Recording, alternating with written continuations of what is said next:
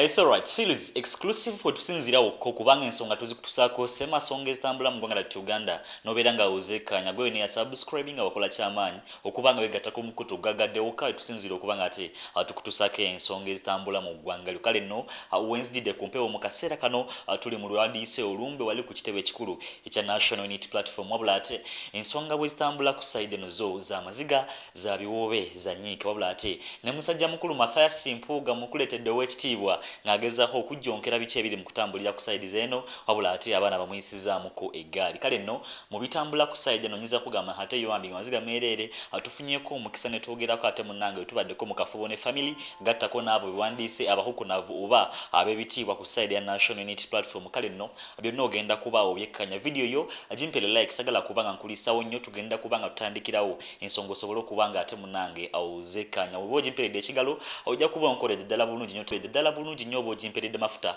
agasobola ogituusa ku ow'enjawulo gweyagala naye abeere nga yekkanya ku bubaka nga buno bwe nkwetiikidde mu kaseera kano nkutegezezaako nti musajja mukulu ye Mathias Mpuuga ow'ekitiibwa ewa Democratic Front ensonga zino ate munnange naye tezimulese waggulu ate munnange babadde nga bamuyisaawoku eggaali kale nno kansoke ntandike ne musajja mukulu ate munnange okomewo nkuwe biki ebiri ku kitebe kya National Unity Platform tuyongereko anaaga leero ndi musajja mwegendereza buli kyenkola nkikola n'obuki era nkimanyi ndi nkoko njeru timundi emisango gye banteekako ayambala nnyo essuuti ezinyirira akuba engatto ate kabaka yamuwa ebitiibwa nga muto mbyebyo mbyetonde luddawo ebyo ate ayogera nnyo oluzungu njogera ludya tutesa luzungu ensonga ezo ate munnange musajja mukulu ze zimuwalanya nga bw'owulidde ebigambo ebyo abikutuusiza n'agamba ate ye enkoko njeru era atunuuliziddwako eriisa ejjo buli watambulira n'akutegeeza nti ebimuwalanya kwambala masuuti ga bbeeyi oba masuuti ganyirira simanya ate oba munnange nawo gaafika ku 2:5 bye mwogera ate munnange gattako n'okwogera olunyanyimbo oba oluzungu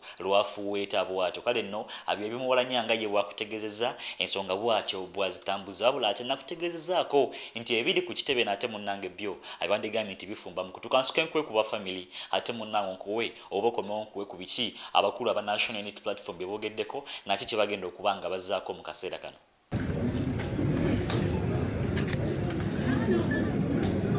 amusiza basebona banyabo esanka zino amani gokwogera sina ndoza mwena mumanya ekikyatuka mwana wange sina engeri ensobola kubiddamu sina amaanyi nebaza abantu be nga bamufuddeko omujjanjaba mwanange abadde mukwano gwange nnyo anfuddeko yabadde anyamba yabadde buli kintu kyonna yebaza Katonda mu byonna nga mutute sina bingi byokwogera mbayebaza banupu nga mumuyambye kumujjanjaba akalunako yatuse kutuleka mu nsi Katonda mumuze emirembe sina bingi byakola munange anfuddeko mukwano sina bingi byokwogera amazzi gayike sina engeri isobola kuyola anange andise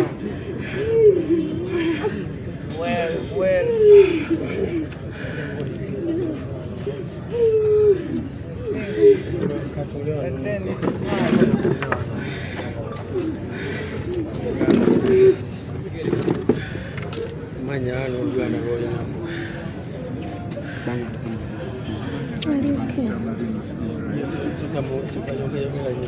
Amanya gange bamtuta Marinos Israel ndi muganda we ndi brother we kubanga bwenzirako zisina nnyo bingi byakwogera kubanga Katonda waffe yasalawo wakutwala kubanga ye alpha era ye omega wabula nebaza byonna ebikoleddwa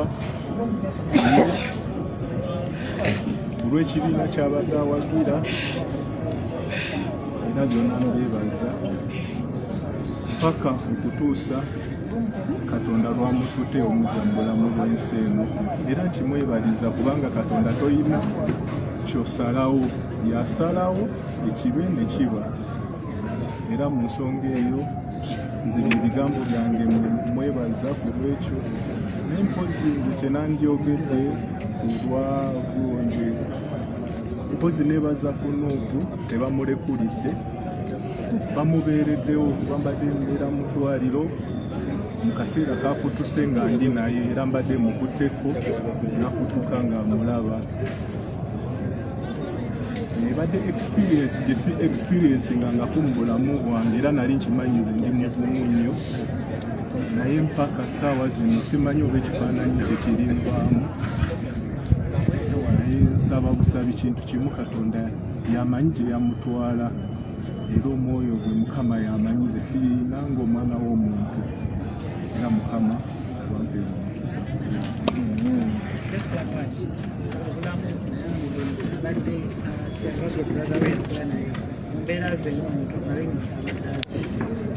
Marinos omanyi abadde mukulu wange kisooka ate abadde muntu mupambanyi, abadde muntu mukozi. Ndoza ensonga abadde mukwano gwa maama wange, abadde mukwano gwaffe nnyo ewaka. Era kyensaba Mukama okugumya maama wange okusinga kuba abadde mukwano gwe nnyo. Nze mbadde nyinza okwerabira maybe okubira maama wange essimu naye ye muntu abadde afaayo nnyo eri famire, ye muntu abadde afaayo nnyo eri muntu yenna abadde afaayo. Kyensobola abadde kale muntu nga kale famire yabadde awanyiridde mu buli kimu, abadde era mbadde ebintu bye mbadde sisuubira kubanga abadde muntu kali ali social.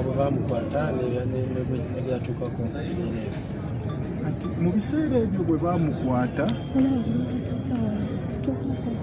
naliwo kubanga mbeera kumpi naye, abadde yali ankubira amasimu. Waliwo lumu ekiro nze naliwo, waliwo abaali bazze kumunona. I was part of people who abalemesa kale abamutwala kubanga nali simanyi kye baali bamutwala, naye bwe yajja yanyinyonyola n'aŋŋamba ekituufu waliwo kuba twali tulina by then some misunderstandings with her as there were family issues nga sibifaako nnyo n'endowooza maybe bintu byabwe until I realized nengenda okulaba nga ebyaka bamusalasala yenna waliwo ebintu byesiba sisobola kwatula nanze naye ebisinga mwabiraba mu mawulire. It was a very tough yali lunaku nga kale awo wali mulundi gwakubiri ne tubalemesa. Kati ebintu ebirala ebyasooka for real nja kuba ninde bwengamba nti I knew all the details. I had some misunderstandings nga family. Kale, wamawulire ndowooza that's enough. No. Just we're going to start the function. Just him. Katononyo, just him. Briefly, your appreciation message to those who have supported. Me, I appreciate because I've been seeing Secretary General there always whenever I could reach them. Okay, I appreciate for that because they were there for her. They have done their part and God is the final answer. Abalungi abatuwuliriza era abatulaba olunaku olwaleero tuchaddeko ewa Sheikh Ashraf Dembe.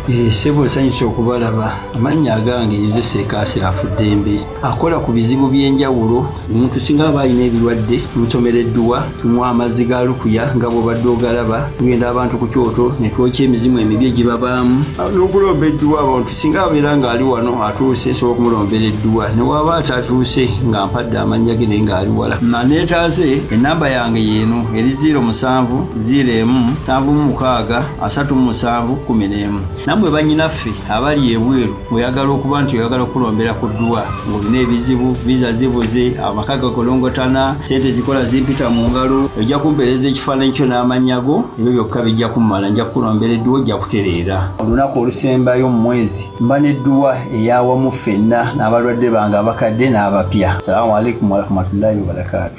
Abuterevu nabadde maama gattako ne muganda oba mwannyina w'omugenzi mu kaseera kano biwoobe na nnaku byerera ate munange bwe bityo bwe bitambulira ku sayidi. Beebazizza ekibiina ekya National Unity Platform okubeerawo ennyo oba n'engeri gye bababeereddewo mu mbeera y'okuba nti ate bujjanjabi gattako n'ebyenjawulo, kubanga jjukira bulungi nti omulwadde oba mugenzi yafudde mu kaseera kano, omukadde yavuddeyo n'atutegeezaako nti yabadde taata, yabadde maama, okusinziira nti ate taata waabwe yali yawaŋŋanguka mu mbeera yakuba nti ate munange naye yaliko wakubanoonyezebwa ng'ayagala okuyisibwa mu mbeera y'omuwala we aje yayisibwamu mu kaseera kano. N'abenganda b'omugenzi ate munnange baali bawanguka mu mbeera yakuba nti nabo basobola okuwambya oba n'okutuusibwa ku ebyo omugenzi byatuusibwako. Kale nno njagala nsukemukwe ku sekuritale gyeno n'ab'enjawulo osobola olaba ensonga zino bwe zitambuddemuko, olabe biki mpenda ki ze bagenda okutema okulaba ng'ensonga zino ziyimirira. We need to all condemn the lawlessness. Marinos, as you all know, was abducted on the 30th, I think it was 30th of March 2022, and subjected to incredible torture. You all saw the wounds and everything. She came out and personally talked about how she was raped by those thugs in the military and all that. And when she went to the Uganda Human Rights Commission and we tried to pursue justice, they started looking for her. And as the brother said one time, they even raided the home and the neighbors prevented her from being taken and all that. But the first ordeal was too bad. Amazi Driga here, you remember, was part of those leaders who were comforting her and trying to really ensure that she gets justice. And from that time, she had to run to exile in Kenya. Even in Nairobi, they followed her there. Like has happened to many of our comrades who run out from this country and go to Nairobi and other places. Sometimes these regime operatives try to follow them there. Marinos went on to go to the refugee camp where she lived most of the time. Of course, every once in a while she would go to Nairobi, steal them, and go back to the camp. She was a very strong leader. She was a very strong lady. You all saw that even in all these problems, she was always committed to the cause, her party. And the most painful thing, of course, is that she has not gotten justice in life. But we believe that one day justice will be delivered. You can imagine the pain Mama Marinos and all these people are going through right now. But this is what many of the families of our supporters have been subjected to. So you can imagine this is a young lady who was really trying to live her life in Uganda, and her crime was really just, you can imagine, playing music of our president, and that causes you to go through all these problems and eventually to be killed in this manner.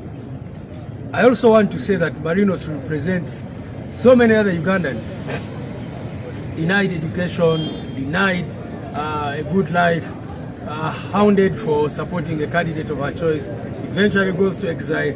Even in returning, you know what happened. So it's very unfortunate. Some people might have asked why the party did not come out to talk about her presence in Uganda. Because when she came back, she was in a very bad state. And we decided that we needed her to first get treatment, because you could see that she was very sick. So, unfortunately, she could not make it, but we did not want to expose her so that the regime now comes and takes her in. You know what they have always done. So it's very unfortunate. We pray that her soul rests in peace and she continues to fight, even where she is. Yeah, Fenga National Unity Platform, Ondako Lwarira Kaungwe Sujja Kubanga Tuwafe, Marinos, enyiike eri wano mwena mugiraba family ya Marinos mulaba obulumi bwerimu naye si family yokka kubanga ffe n'aba NUP twafuuka family era maama Marinos yankubira essimu ekiri ekyo nga Marinos tanafa naga mukwano gwammwe nno assa bubi nenkubira abasawo netukola ki netulowooza nti oba oli awo ajja kimekinga kyanaku nnyo yaddamu nankubira essimu zaalisanga mu saawa ez'ekiro nemukwata era nangamba nti kirabika omuntu takyaliwo nenkubira abasawo ne bakonfaminga Marinos yali afudde era netuvuga ekyo ekiro netujja naffe netwerabira ekikangabwa ekyali kitutuuseeko netukiraba era netukwatibwa enyiika y'ekitalo era gye tukyalimu. Twagala kuvumirira ebikolwa eby'effujjo, ebikolwa eby'okutulugunya abantu, ebikolwa Marinos mwena mumanyi embeera gy'abaddemu. Bano abasajja batalina nsonyi CMI ne bamuwamba ne bamutuusako obulabe bwa buli kika, ne bamusalaasala ne bamukuba ne bakola ki byonna nga bwe yabibanyonyola. Ekintu kyebaze nga bakola mulabye victims bangi nnyo betuleeta wano oluvannyuma lw'okuva mu torture chambers n'ebirala bwe bityo. So nze kyenjagala okusaba bannayuganda obutalowooza nti kino kiri ku family ya Marinos, buli omu akimanye nti kiri ku ffe ffenna. Marinos we basobola omukwata ne bamutuusako obulabe just okuba nti yali akuba ennyimba za president gw'ayagala. Kakati olowooza gw'oli safe otya? So abantu baleme okulowooza nti bali safe eyo.